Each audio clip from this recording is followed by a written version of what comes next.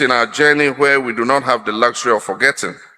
When government officials can so easily use the words like garbage and filth to describe our kith and kin, when they can refer to our countries as shitholes. Vibrant Media, be heavily minded and ethically conscious. We only take people from shithole countries. We always take people from Somalia, places that are a disaster, right? Filthy, dirty, disgusting, ridden with crime. I've also announced a permanent pause on third world migration, including from hellholes like Afghanistan, Haiti, Somalia, and many other countries. I don't want them in our country. Their country's no good for a reason. Their country stinks, and we don't want them in our country. Do we have any individuals from Somalia in the group? Please raise your hand. I love this Ilan Omar, whatever the hell her name is, with the little turban.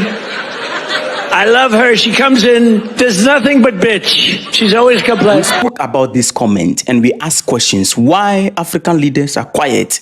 We spoke about it, but we didn't hear any African leader trying to defend Africans when these comments and these words are used against African countries and individuals because they come from Africa. So we asked the questions. Somebody like me, I asked why African Union should be silenced over things like this. Somebody needs to be defending us. You know, that is why they are leaders for. They are leading us. So if our image is being tarnished and we have been insulted, they should be able to come to our defense. But little did we know, the president of Ghana has decided not to let this one go off way. Not knowing the president of Ghana was looking for opportunity to handle and tackle this issue. The president of Ghana, John Dramani Mahama, at the Diaspora Summit, which was held on 19th December in Accra, the president took the platform and used it properly. He handled these issues. He decided not to let these comments pass by without addressing them. He decided to school all Europeans, including anybody involved in this type of comment. He went further to point Africans to the future by referring us to the past to understand that we need to be more intentional about our unity than the people who divided us were intentional about our division. A strong statement. Family, let me leave you to watch the video and conclude yourself. This man is standing for Africans. Just as the comment of Donald Trump went viral, let's make the speech of the president of Ghana viral so that it can reach everybody to understand that there are leaders in Africa who still care for the African people. So it is left for you to hit the like button and share so we make it viral. If we can get highest like on this video, we can make it viral. Thank you so much. We are at a place in our journey where we do not have the luxury of forgetting. When government officials can so easily use the words like garbage and filth to describe our kith and kin, when they can refer to our countries as shitholes, when they can indiscriminately strip people who look like us of citizenship that they have earned, we do not have the luxury of forgetting or of either excusing the racist dog whistles or explaining the overtly discriminatory and divisive statements that are made daily to our hearing.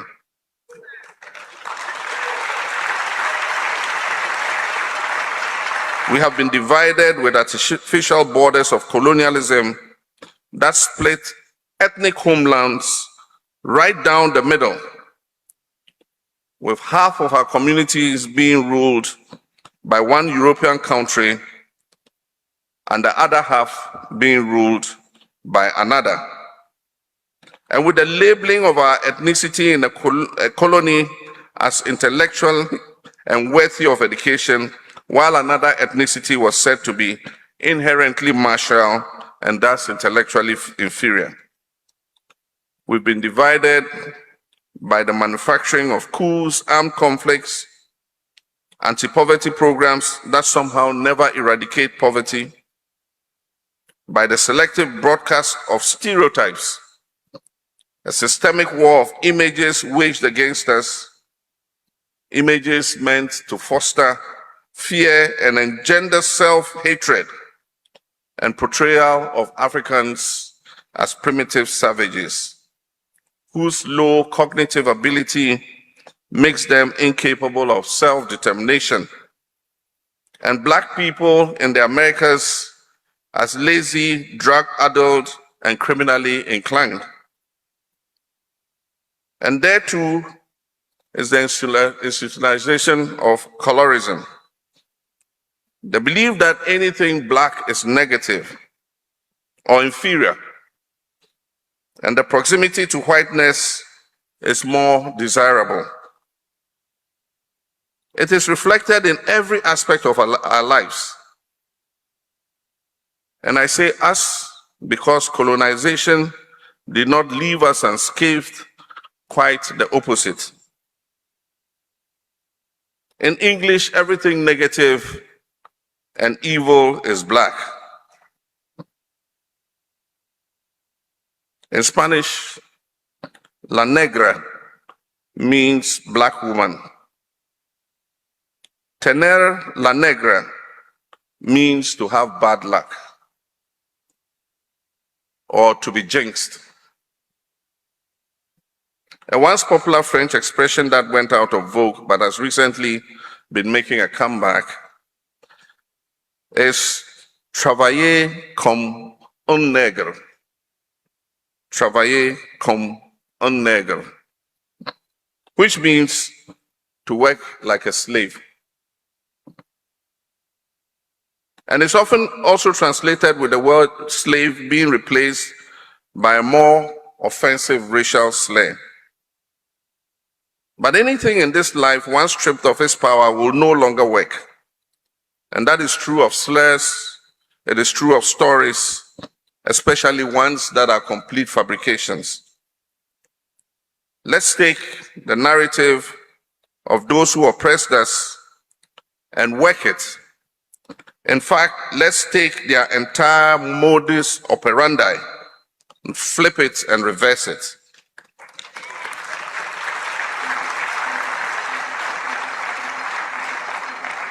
And so I urge you, my brothers and sisters, let's be more intentional about our unity than they were about our division.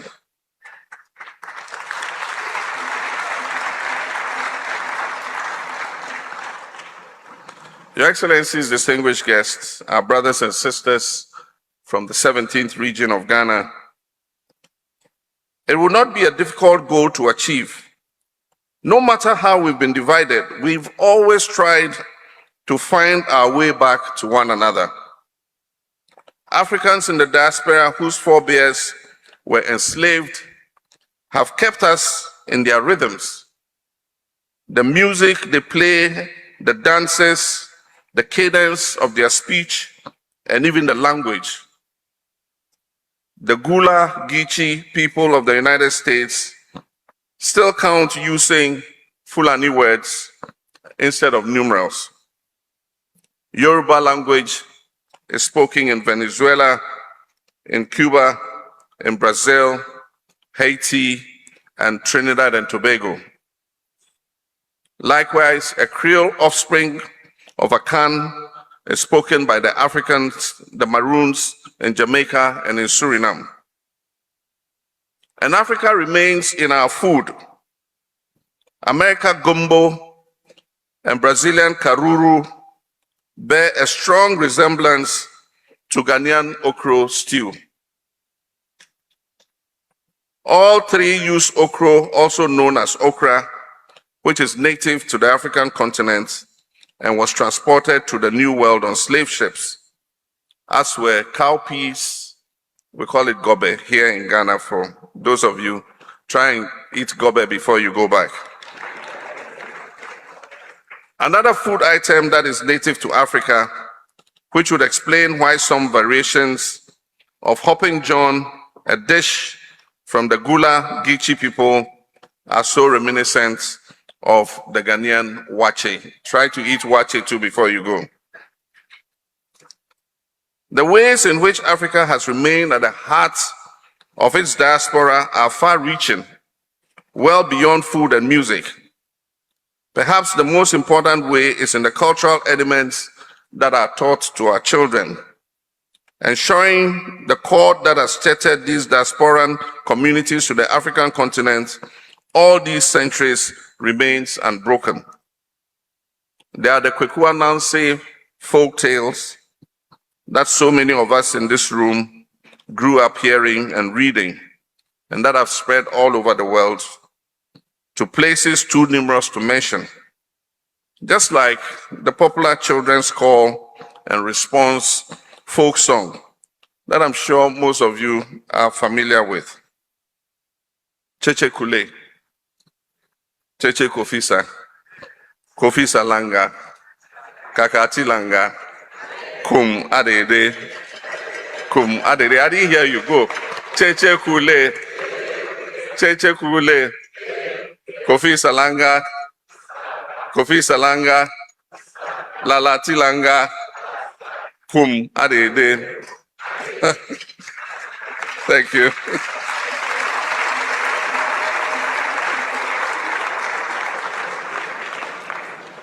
Ghana's first president, Dr. Kwame Nkrumah, said, and that quote has been shown here, "I'm not African because I was born in Africa, but because Africa was born in me."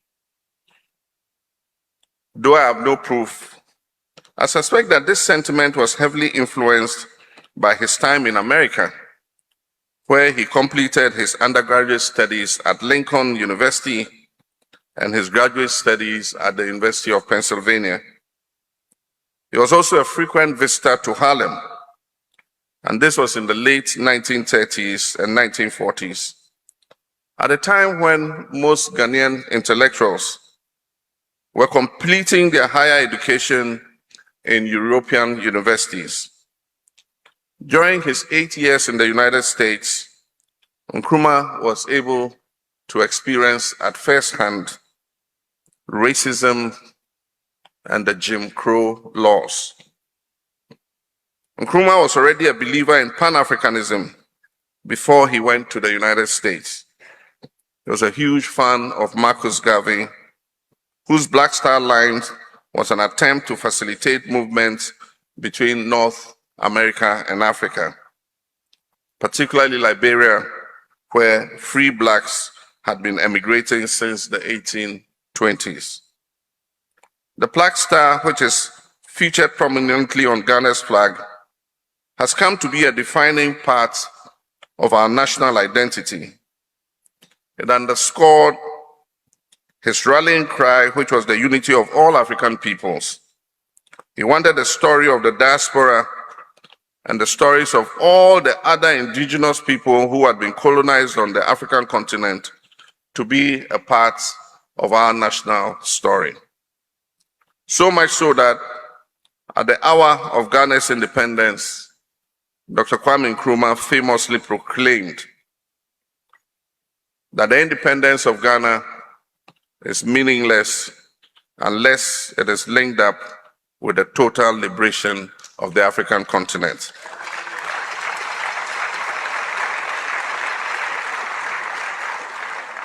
It was a heady and ambitious statement, and the years that followed were equally as heady and ambitious, full of growth, infrastructural development, and the building of alliances between other newly independent African nations.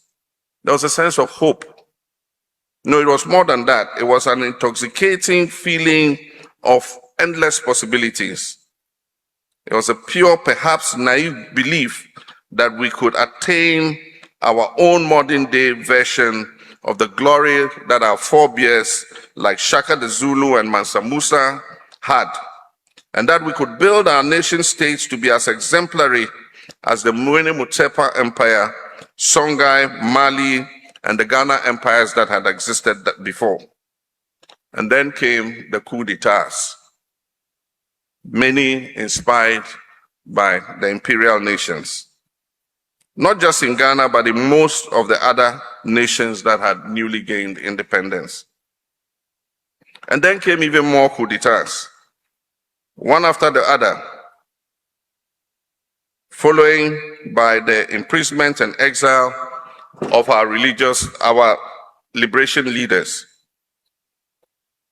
We now know as Ghanaians, as author Ama Ataidu wrote, that there are powerful forces undermining our progress in Africa. We suffered decades of brain drain that emptied a sizable portion of the continent's population, adding scores of exiles to the diaspora. And our nations themselves were surviving but barely on the remittances that those individuals sent home. It will surprise you to know, in 1990, the total number of Africans who had migrated voluntarily to the United States eclipsed the total number who had been brought as enslaved people to leaving an utterly devastated continent. When it comes to reparative justice, we ask what is just. We're at a very pivotal place in our journey. There are those who will have us go backward, not just 1 or 2 steps, as if that would not be bad enough. They want us to go all the way back.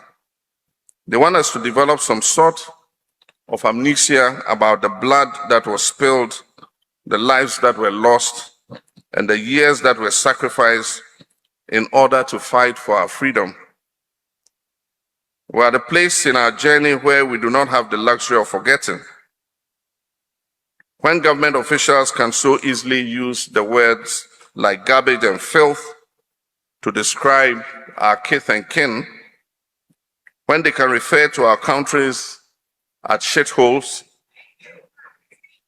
when they can indiscriminately strip people who look like us of citizenship that they have earned, we do not have the luxury of forgetting or of either excusing the racist dog whistles or explaining the overtly discriminatory and divisive statements that are made daily to our hearing.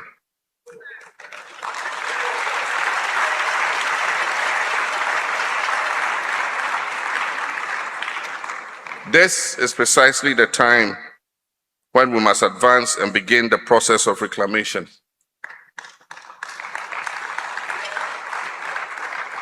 This is precisely the time when we must speak loudly and clearly, naming what it is we have lost as well as what it is we hope to gain.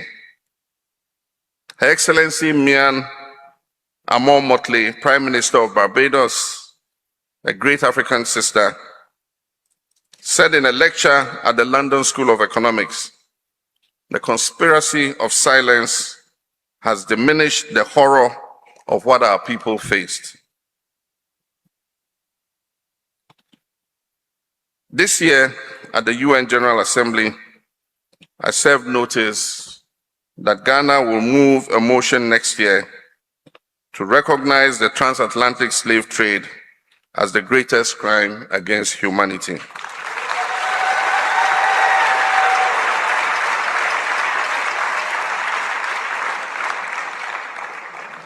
I know this motion will enjoy the utmost support from the entire African continent and the diaspora. Africa has suffered slavery, colonialism, genocide, and apartheid. We demand acknowledgement of these crimes against humanity. We demand the establishment of legal, institutional, and international mechanisms to advance reparative justice.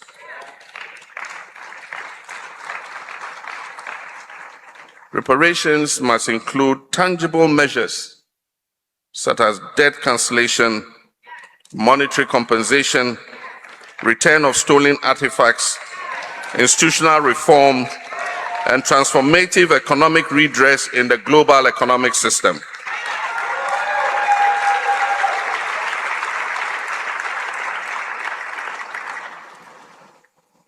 Beyond the material loss that Africa suffered, are also the emotional cost to assess. According to the Oxford Dictionary, epigenetics is the study of changes in organisms that are caused by the modification of gene expression rather than the alteration of the genetic code itself. And studies have shown that trauma can be passed down transgenerationally through epigenetics. And so imagine then the various traumas that the people of African descent have faced. Traumas that are being passed down from one generation onto the other. Traumas from yesteryears coupled with traumas of today and the injustices that we are currently facing. What impact does that have on our health? What impact does that have on the health of our children? And most importantly, how do we heal from that trauma? Ghanaian British actress, writer Michelle Cole wrote, "We can put fear of the future in front of us to block us, or put it behind us to drive us forward." As you debate all these questions and ideas, bear in mind that the future is upon us and that the future is African.